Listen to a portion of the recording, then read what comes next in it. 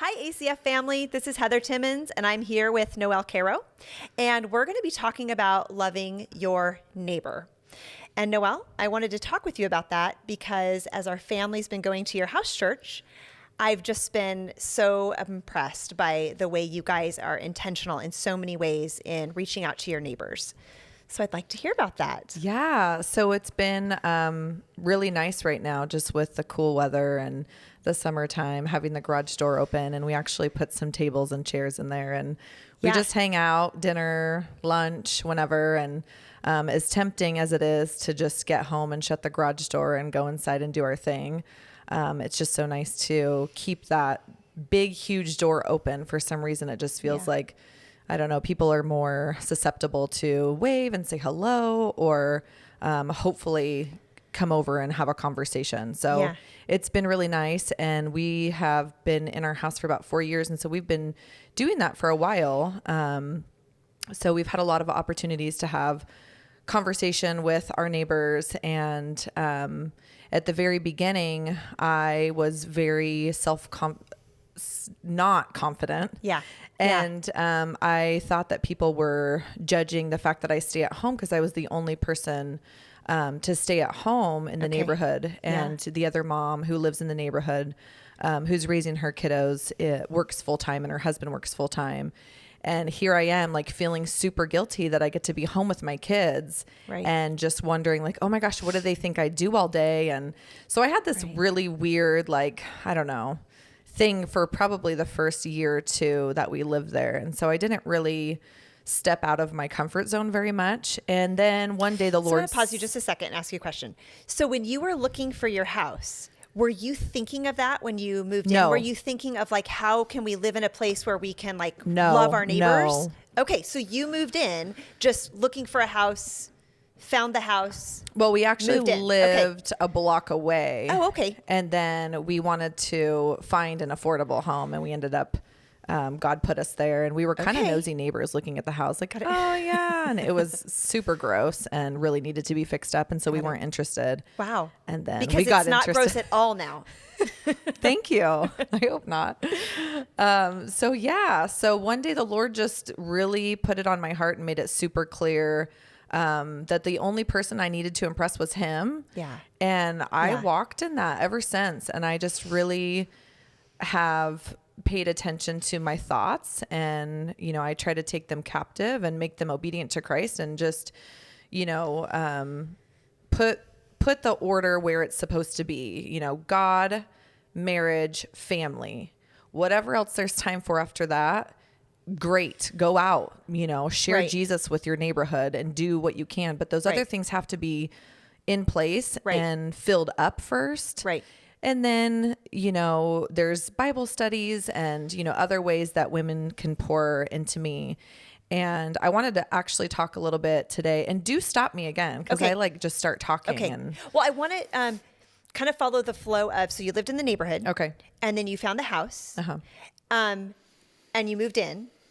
When did you get to that point where you wanted to be more missional or be more intentional about loving your neighbors? I think once God put that on my heart, that the only person I needed to impress was him, and just finding that there is an order of things. And from there, God did the rest, you know, as long as I'm doing what he's called me to do and following the way he has created for us to do things. I don't know if that makes sense as far as, like, the order of things. Like I said before. You need to... I mean, if your family's in chaos, it's very hard to give beyond that. So if you have those other things in order, then you have some extra you can give out of.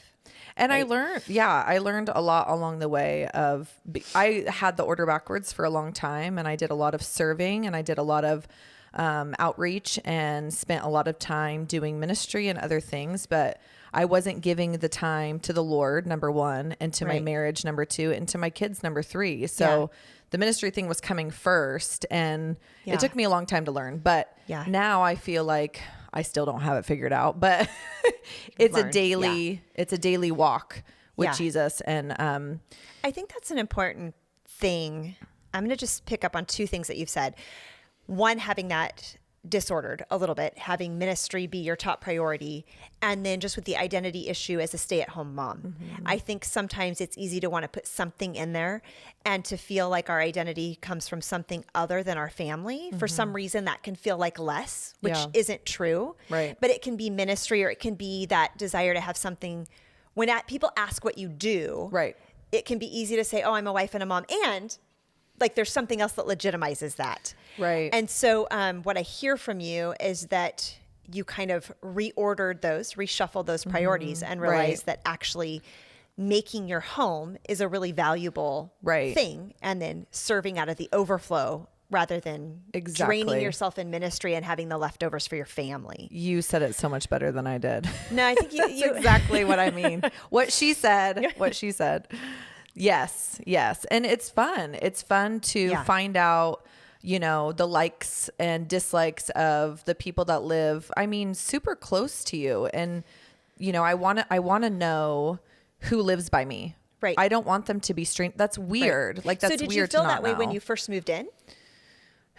I think the more I sought the Lord, the more he just made it natural. Got it. Does that make sense? Yeah. Where he gave you that desire. He gave me that desire. Yeah. And, Jesus is pretty clear, go therefore and make disciples. Like, I want to share his word with everybody I meet in an appropriate way, but I have to get to know them first. I have to know what they like. Food is an open door for that. Right. I love food, and like, people need food. Right. So finding out what kind of food, people like, just asking, like, I would bring, anytime anyone moves in, which has only happened like twice, but anytime someone new moves into the neighborhood, I bake a fresh loaf of bread, but I like go over and ask them first, like, are you gluten-free? Like, do you like those kind, especially, here, I think people are a little bit more aware of what they're putting in their bodies. But anyways. Which is super considerate, because you don't want to take someone the thing that's going to cause them to have ill health, right? Right. And I don't want my bread going to waste. Right. Like, take them that fresh baked bread. They can't even eat it. Like, they probably don't want to be rude. Right.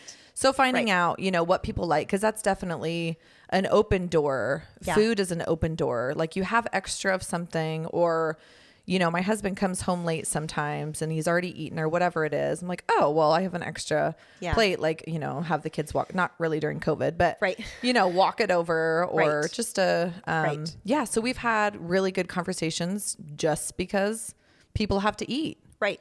Okay. So walk me through, you move into your house and you decide you want to get to know your neighbors. Walk me through how you got to know them. Did you go up and knock on the door? Did you see them when they were out working in their yard? How did you make those initial steps? And I'm asking that so that someone else listening could hear, oh, okay, so that's maybe what that could look like. Yeah, I think the kids were a big just open door, because we have a lot of people who are elderly, and then we have a few younger families. And so the kids are just so pure in heart. And so when they're outside and we're meeting people, and I'm just, pretty open and friendly, and the kids are the same way, and they'll just go, around and chit chat. So we met everybody pretty early on. Plus we had lived in the neighborhood a while. So you're talking 4 years, like, I should know, who my neighbors are and what they do for work, or what they like to eat, or if they have kids. And so the kids have really been, an easy door for that. Yeah.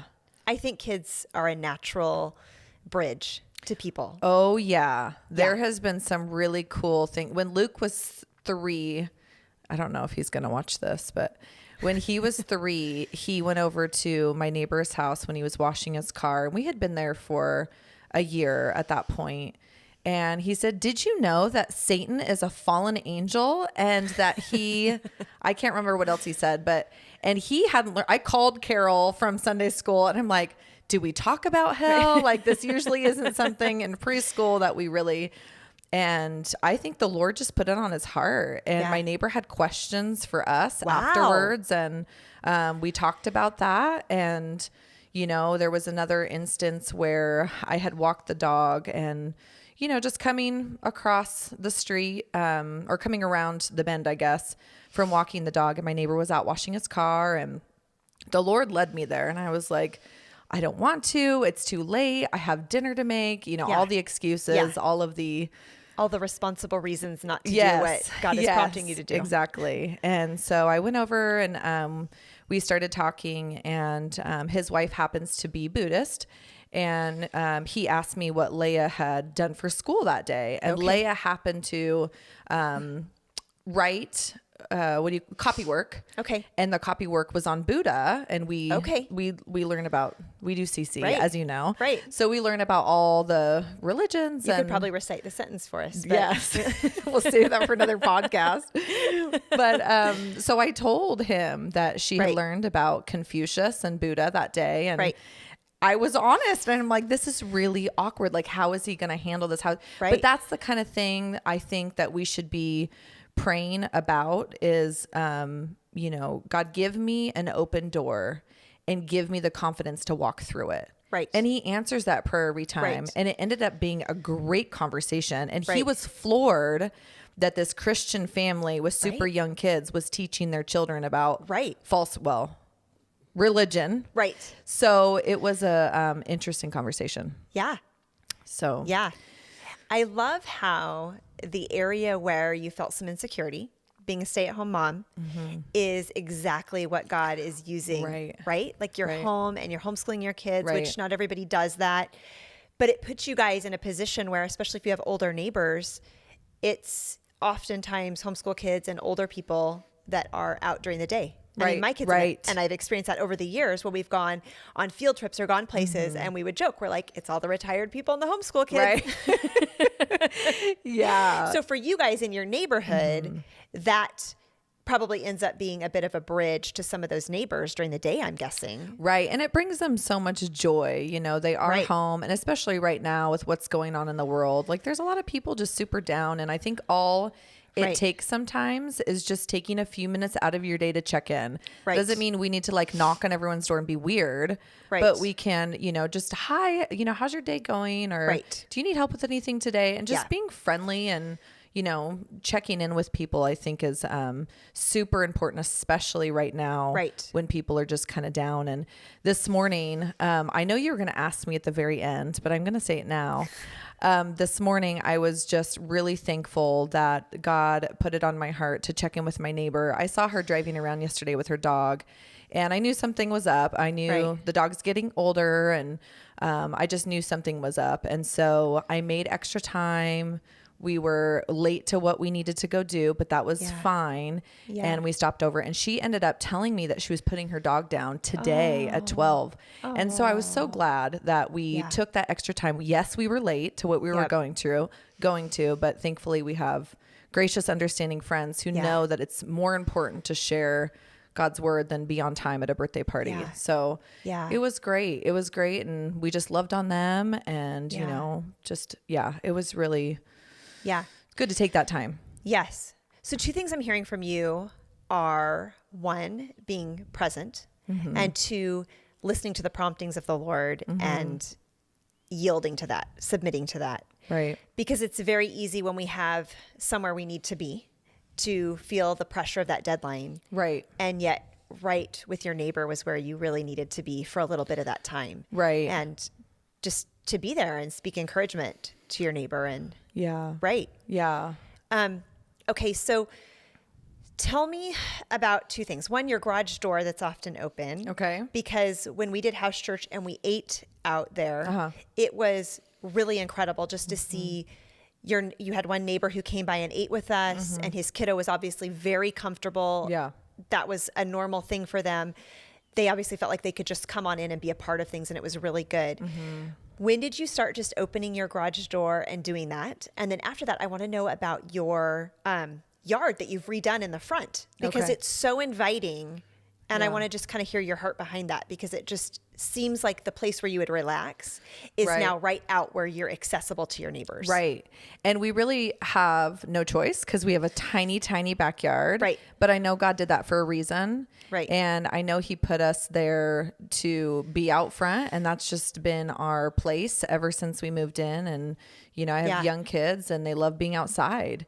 And so why not take advantage of that? And yes, it means that I spend 5-6 hours, outside every day, and it consumes a lot of my time.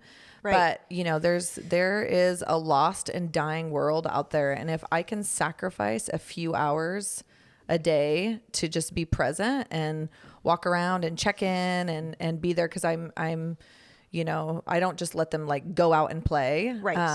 I mean, sometimes, but for the most part, I'm right there. Right. And, we have fun together and we play together and we talk to the neighbors and we bring, our elderly neighbors a lot of joy by doing that. They can hear the kids screaming and playing. Yeah. And, there is a neighbor boy who's over every single day. Yeah. That might morning, be the one noon, that I night. met. Yep. Yeah. Every day. Yeah. He's always at the house, but I love that. I want them to come.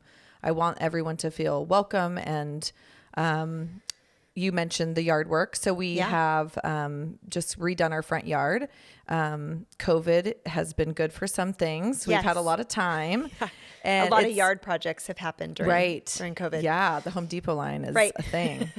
So we did some planter boxes and some trees and just kind of made it our own, because I was just sitting in the driveway with, the kiddos for a long time, 3-4 years. And so now I have a space where, I have people coming over randomly during the day to pray, other believers. And we'll have to do a second podcast because I want to start a Bible study in my neighborhood. Yeah. I don't feel called to that quite yet, but it's been heavy on my heart for a while, but I don't feel the green light yet. But we can do maybe another podcast.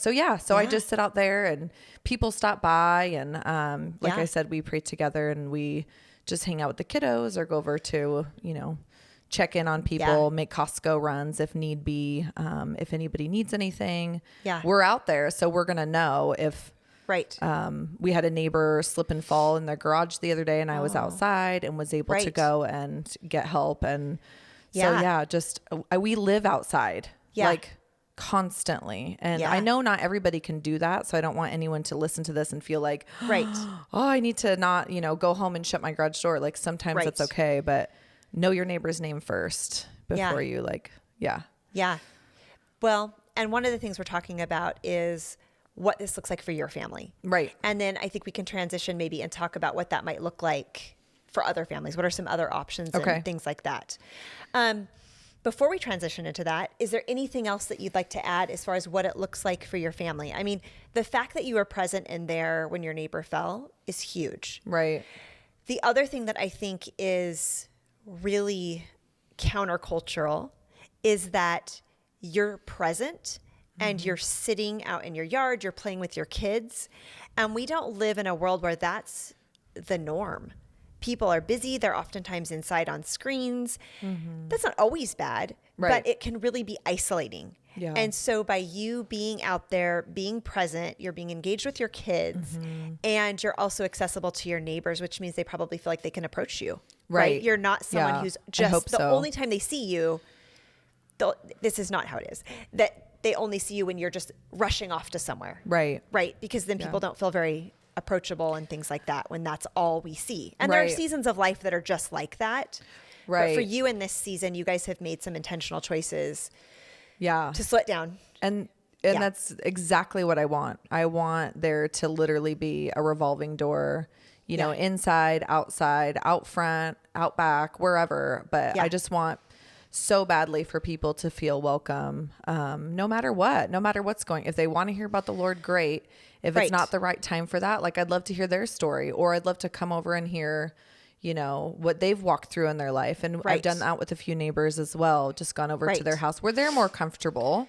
Right. And sometimes that's what it takes is, hey, I'd love to hear your story sometime. Do you have an hour? And I've heard some really cool stories, and it's so fun. It's so fun to just get to know people and set aside any agenda that I might have to win them to the Lord, which isn't a bad thing. But, sometimes when people have been hurt by the church or religion or whatever it is, they're not ready to hear it. Right. What they need is a safe place, a safe space where they can be listened to and heard. Right. And not, preached at or, told whatever. And the neighbor that I did that with, I thought for sure I was going over there to hear her story. And I ended up sharing my testimony with her. And Right. because she just kept asking questions and she was so interested. And I'm like, I kept bringing it back to her, like, no. Right. Like I didn't want her to think, Right. that I was there, Yeah. so it was really cool. Yeah. I think one of the biggest gifts that we can give to people, and it's also to ourselves, is to listen well. Yes. Right? Because Yeah. we live in a world that is so fast paced and so hectic that to actually slow down and listen to someone's story Yeah. and to share your story, I think is very good for the soul. It's very Yeah. nourishing. Yeah. Yeah. Be slow to speak Yep. and quick to listen. Yep. Is that how that verse goes? Yeah. I just feel like that is, so powerful. And I want to Yeah. be so much better at that, like all the time, and just be, and with Yeah. my kids too, like, Yeah. let me hear you out because Yeah. I may not understand what's going on in your little mind. And Yeah. I'm not that great at that. It's definitely an area for growth. For Right. sure. But that's okay, Yes. right? Yeah. It's okay to be where we're at and to be Right. growing people.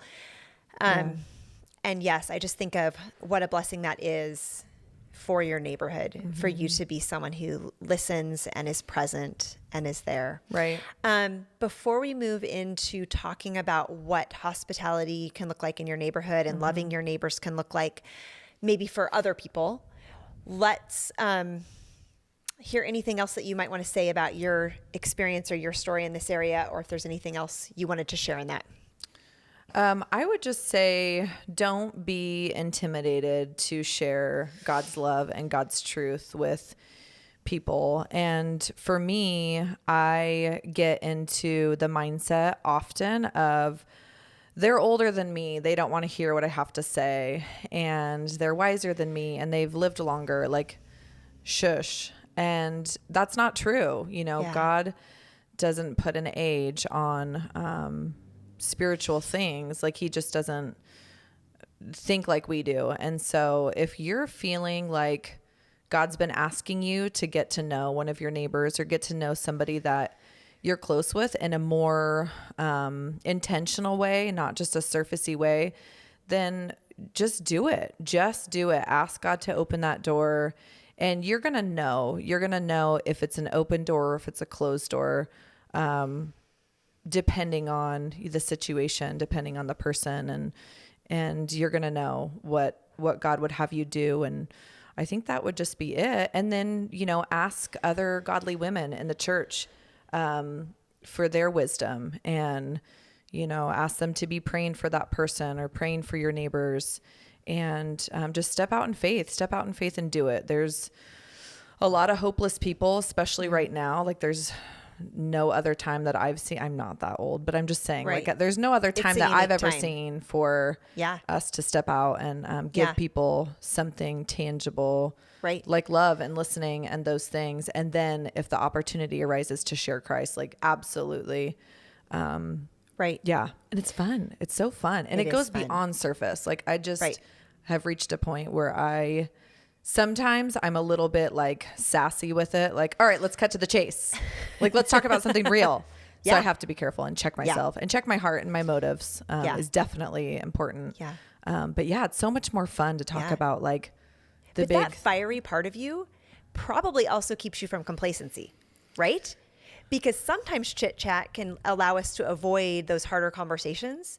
So I feel like that part of you, as long as you're listening well, can help you to keep God first and foremost in your mind and heart. So that as you're talking to your neighbors, it allows you to go deeper. Okay. And I think I that's like really that. good. Yeah. I think that's actually a really good quality. oh, good. So one of the things that I heard you saying is praying. And I think that would be probably the first step in reaching out and loving your neighbors, Right. is to pray that God would give you a heart for your neighbors and to pray that he would bring opportunities. One of the things that we did in our neighborhood, we've talked to several of our neighbors, but we don't have super deep relationships. We have a lot of neighbors who work from home or they're older. So then when COVID hit, you don't want to get Right. super close to them, no Right. longer want to take them food and things like that. But one of the things I started doing was praying that God would allow me to, run into my neighbors, like when we were out on a walk, so that I could say, how are you? Right. Do you need anything? Because if you do, Right. come to our door. Yep. We will do a grocery run for you. We are Right. here for you. And it was really fun to see over the next couple weeks, there'd be this neighbor out and I'd get to have a conversation with them, or there'd be this other neighbor out and I'd get to have a Right. conversation with them, and just to say that to them, to say, if you need anything, we're the house right at the top there. Right. We'll get that for you. And I felt like it was just a good bridge, a good opener, just to say we're here and we're just to create that sense of as neighbors, we look out for each other. Right. So prayer number one. Number one. And anyone can do that, right? Yeah. Like you're saying, maybe not everyone's going to open their garage door or has a garage door to open Right. in that way, but everybody can pray about what it looks like to love their neighbors Right. and how to engage them. And I love Any how other you, thoughts on that? I love how you said that about comfort. And I feel like that's something that people are really looking for right now is, it's a scary world. Yep. And if you don't have your hope in Christ alone, it's a really scary world. Right. So knowing that you have people who live close to you, that if Right. something happened and you don't know, they could have nobody. Right. And that's really scary. So Right. I think that's great that you're using the COVID thing as a good opportunity to say, hey, do you need anything? And, be willing to meet them where they are and make those Right. sacrifices. Like today, going over and sitting in my neighbor's front yard, I wore a mask. Right. That's not something I would normally do outside. Right. But, to honor them, Right. they're wearing masks, then I can put one on Right. to make them feel more comfortable and Right. comfort. I like that. Right. Yeah. Because it isn't about our preference. It's not. Right. Yeah. It's about loving our neighbor, which means listening sometimes when we'd rather talk or we'd rather go off and do something else. It's that slowing down. Right. So that's my second thought is first pray. Second is to slow down and be intentional. I think one thing we can do in loving our neighbors is put in a little buffer of time, even just getting out to your car. If we're always getting out at the very last minute, There you go, we yeah. don't have that minute to pause and have a true. conversation. But if we can try to budget our time a little more, Yeah. we just give ourselves that buffer of 5 or 10 minutes. Right. If someone's out and walking by and it makes sense to have a conversation, we're available. And if not, you're early. So Right. And we've met neighbors who have actually been going to ACF for 20 plus years that we've never even seen except walking around Right. the neighborhood. Like, oh, Right. you go to church? They saw it. Yeah.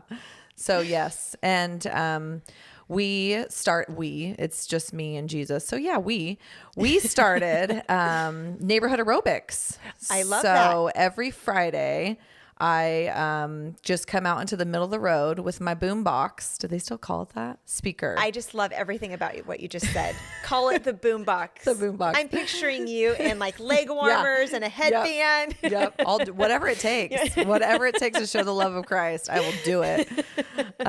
So I just knocked on a few doors and just said, hey, if you want to get out and move. And I love exercising and Right. I know that it's a healthy thing to do. And Right. if you're able, just come and we'll meet in the street at 9 a.m. and I play Yeah. worship music. And we just have lighter weights and whatever. And I just kind of make it up as I go. I don't know. Right. Yeah, I'm not That is fantastic. serious about it, but they love it. They love it. And Right. What's not to love about that? I started it just as a cute little one, time thing. Right. And it's turned out we've been doing it for months now. I love that. And they love it. And they text me, are we going to work out? Are Oh, we I going to love work out it. tomorrow? And I'm like, love yeah, we are. Okay. So Noelle, that's the other thing. So prayer, Prayer. making sure you have time, and bringing yourself, Yeah. right? Because that's you. That's part of who you are. You like to exercise, so you're Mm-hmm. offering yourself. So maybe for someone else, they really love to garden. There So you maybe go. they're going to Yep. bond over the plants in their neighbor's yard and the plants in their yard, Yeah, right? right. Or maybe someone shares a career interest with someone, or I don't know what else. What else Common. might someone? Yeah. Just common Yeah, interest. what do you Food. have in common? Food is always number good. 2 right? after prayer. Yes. Yeah. Or maybe you and your neighbor watch a similar TV show or something, and you can Right. connect over that, and you can talk about Yeah. anything to bridge that conversation. I think is really good. Right. Good. Yeah. Anything else that you can think of that you just want to share with someone else who's saying, I don't even know what it looks like to Yeah. love my neighbor? I think you hit it with the prayer. I think just asking for that open door and having the faith to walk through it and seeking godly counsel. I mean, there's a lot of people that pour a lot into me, and I have, a good intimate relationship with the Lord, number one, and other people, surrounding me to build me up and encourage me and pray for me and pray for my neighbors. We have a group, and we send like a little turtle shell to each other. It just means like pray and protect me like over this thing I'm about to do. That. And that's our thing. And so I send a little turtle before I go out and do aerobics, and I want them to see Christ in me. I could care less, and because they're always like, oh, your kids are this and this, and I give the credit to the Lord because that's where the credit is due. Right. It's not because of me. I'm in that neighborhood. Right. God put us there for a reason, and I want to honor him in that. Yeah. So that makes me think of another thing for people who are looking to love their neighbors is to be present in your neighborhood. So for you, that's maybe exercising in the street. I know for us, we go through lots of walks up and down the hills of our neighborhood. And so that we have regulars now that we see on our walks. Regulars. And always make it a point to say hi, to be that person that is warm and friendly. Mark is really good at that. We'll go for walks and he would stop and say, or we're hiking and he's like, hi. That's awesome. Yeah. It is good. And it reminds me, be the person to say hi. Yeah. Be the person to smile and be friendly and don't get shy or caught up in, I don't know, my own thoughts, but get outside of myself and say hi. And that's something anyone can do. If you live in an apartment, you can still be friendly and you can still smile and say hi to your neighbors and things like that. I have one more thing I just thought of. So actually what broke the official ice for us getting to know our neighbors, I can't believe I forgot about this, is we did a giant chili cook-off at my house. It was just... I did all the cooking, but then I made like invitations for the neighborhood, and we invited like 12 family. We have a tiny house, but we made it work. People were sitting on the floor, and this was we can make it work. Pre-COVID days, right? This was pre-COVID days, but I'm just thinking like what people could be doing. And we have an election season coming up, y'all, that's going to be very toxic and gross. And no matter what side you're on, it's not going to be like happy. And that's how this all started 4 years ago, is the election thing.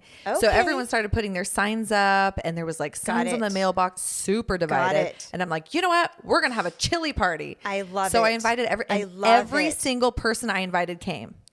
This is awesome. Why not? I mean, you have to be a little bit more creative right now. So for 4th of July, we're doing tables, and we're doing like a block party, and I'm making, different stuff, and mostly drinks and stuff, so that people don't have to like touch food or whatever. Right. And just having people come over, and then Jason got a ridiculous amount of fireworks. So that brings people together, shiny things. Yep. So you kind of have to be creative, but I think it's a perfect season to break the ice in whatever way that looks like for you. And maybe that's one-on-one with somebody, just having a 6 feet apart away cup of iced tea on your porch. Like, I would love for you to come over so I can just get to know you. And, I don't know anything about you, and do you have children? Like I'd love to spend that time, spend that hour with you, getting to know you. And I think that would mean a lot to somebody, especially right now. That's really good. So another point that I'm hearing you make is looking for opportunities. Yes. So you saw the election season 4 years ago and how divisive it was, and desired to bring unity within your neighborhood. Yes. And that kind of kick-started things. And then you mentioned 4th of July. So look for natural entry points, natural things that are going on where you can maybe use that to build a bridge and connect with your neighbors. I think that's really great advice. Yes. Good. Thank you for like all tying my rambling on in this nice little bow. Yes, what she said. Anything else you want to add? I don't think so. Okay, so then I'm going to ask you my question, which is, what are you grateful for today? So one of the things we try to practice in our family, and I try to practice in my life, is gratitude. Because it's so easy. Negative things feel bigger. They seem to be stickier. They hang on to us. They stay in our minds longer. Yeah. And so I try to practice the discipline of gratitude. And so I want to know what you're grateful for today. And I'll share something I'm grateful for today. Okay. Which I didn't prepare, even though I told you I was going to ask you what you were grateful for. But that's okay. I can come up with something. Maybe you'll listen to me I just first, thought of and then something. good, perfect. All right. Because we're practicing the listening thing. Not that I thought you weren't going to listen, because you're a great listener. I am grateful for this. I'm grateful for this opportunity. Anyway, Oh no, That's okay. both Keep grateful talking. for the same thing. No, but really, it's just been, such a blessing to just be a part of God's family, and getting to know your family has been super special as well. And then I love that we have this podcast at ACF where right now it feels hard to be connected to people, but little things like this really just brings us all together. And, they do. We get to know a little bit more about each person every time one of these happen. And so it's a great opportunity. And thank you so much for inviting me to do this. Yeah. Thank you for being willing to do it. I know it could be a little nerve-wracking. We were talking before we were rolling the film about, act natural, but it's not natural to have earphones on and the microphone, but to act natural. Yeah. Yes. And yes, I agree. Listen to the podcast. Have you listened to the Steve Case interview? I have not. You've got to listen to it. Okay. I did not expect the coffee. Yes, he does the coffee. Related. I think it's kids. I'm not going to tell all that. Is that right, Chris? Is my fact checker here. Have some tissues. Oh, it's so good. I'm it's excited. So good. Okay. And I loved that because, like you said, even though we feel isolated from people, the time to sit down and actually listen to people, then you can get to know people on a deeper level. Right. Because I've seen Steve at church, but I didn't know his story. And so to hear his story. And so with you, we connect, but to sit down and really talk and talk about, what inspired you to do this and what is working for you in this has been really good.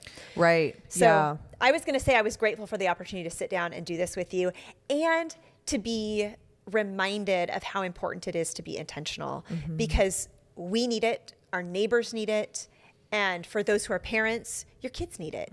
I mean, my mom, when I was younger, she would take me on May Day and we had a bunch of elderly neighbors and we would put flowers on their doorstep and knock on the door and leave. And we would take cookies to their doors. Like, that's one of my earliest memories is of my mom, coordinating these things and going and loving our neighbors. That's awesome. And it really, it was such a gift. It really impacted our neighbors and it taught me to be mindful of those people around me and to not just be caught up in my own bubble so much. And that's something I've wanted to pass on to my own kids. And I see you doing that and I love it. Awesome. So it's That's been good to hear. Yeah. Thank you, Noelle, for doing this. Thank you. This has been really good. Yes. Thank you so much. All right. Bye.